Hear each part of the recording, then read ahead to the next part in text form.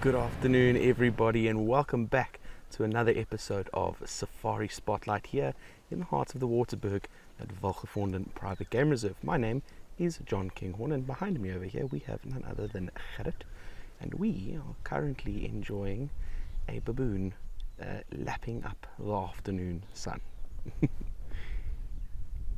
We've just headed out on our sunset drive, and there's word of two different cheetah in the central parts of the reserve, which we're going to be making our way to and see if we can catch up. But of course, bumping into anything else along the way is going to be fantastic.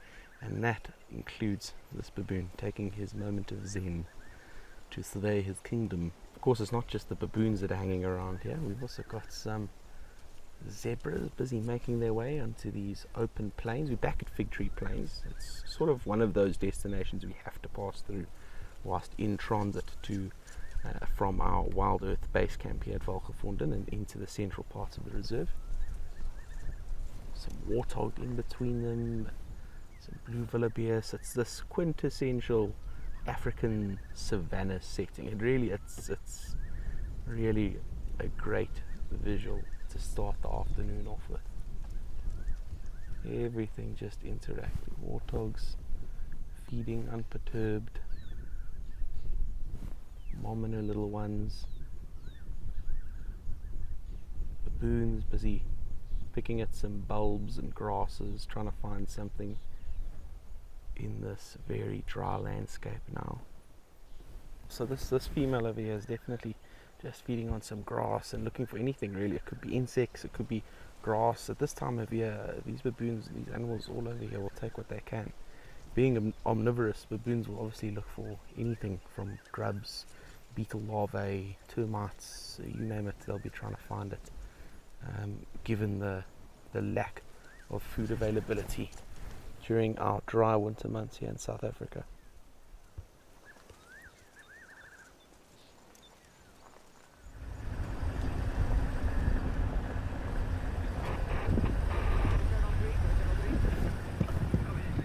Well, everybody, we have just stumbled upon a mother giraffe and her calf. Mom is just over here behind us. You can probably see her in the shot. She's very unconcerned about us, but she's still keeping a nice, close, watchful eye of a baby who is just over there. And little one is being very, very confiding.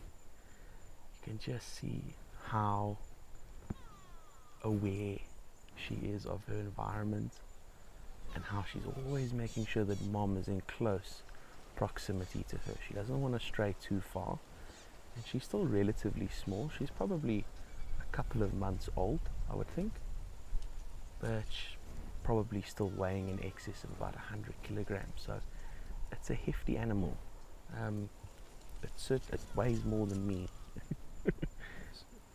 You can see those long eyelashes of theirs, and that's really just to make sure that while they're feeding in these really shrubby, dense trees and bushes, that any protruding objects, be it twigs or thorns or whatever may potentially damage their eyes, is kept at bay. So they're these really hardened eyelashes that they have, but it just gives them this extra little sense of elegance.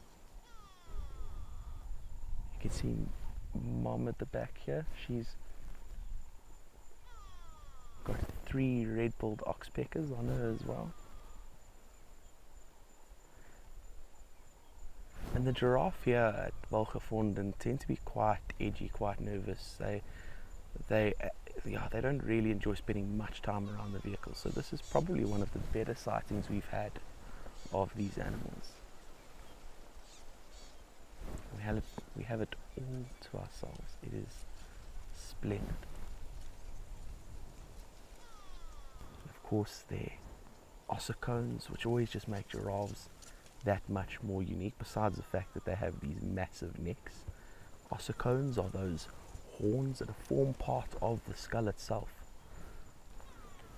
Obviously, it serves a major role as and when this little one is going to get older, in terms of defense, in terms of socialization with other giraffes. Perhaps you may get into a conflict with another giraffe. The males tend to use them more in that classic neck swinging showing of dominance, but a female, I have no doubt, will use those as a form of defense if she needs to. So I've just quickly taken out 2 miniature skull replicas here to just elaborate a little bit more about what I was explaining about these giraffes' ossicones. And you can see here that it is in fact a part of the entire skull structure. So it's not something that is growing out like a fingernail or a rhino horn, which is why I've put here next to it a rhino horn. And you can see this horn here is all keratin. It's like our fingernails, our toenails, our hair that's growing and continuously being replaced as and when it gets lost. Whereas for the giraffes, these are all integral parts of their skull structure, and again an essential item for them to use throughout the course of their lifespan. Well everybody, a splendid day here in the heart of the Waterberg, and Gert and I really enjoyed spending our time with some of the more common characters here at Welgevonden, and just making sure that we cherish every single moment that we get to spend here. Thank you again to Makweti, Nungubane and Sediba for making these safari spotlights possible for you, the viewers. From Gert and I, we'll see you on the next episode.